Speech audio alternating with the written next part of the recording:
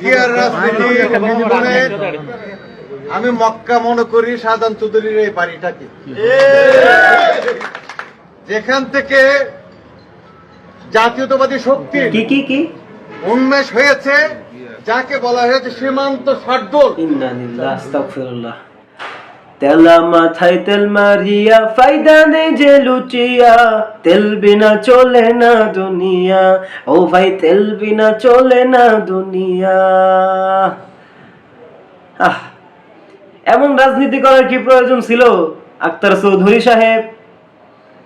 হ্যাঁ, নিজের ইমানটারে বিক্রি করে দিতে পারলেন, নিজের ইমানটারে ধ্বংস করে দিতে পারলেন। বাংলাদেশে বুঝি কাবা পাওয়া যায়, তাহলে বাংলাদেশের মানুষ আর কষ্ট করে কেন সৌদি আরব যায়? আখতারুজ্জামান আক্তার চৌধুরী সাহেব, এমন রাজনীতির কি প্রয়োজন ছিল? এমন লিডারের কি প্রয়োজন ছিল যে লিডারকে খুশি করতে আপনার ইমানকে বিক্রি করে দিতে হয়?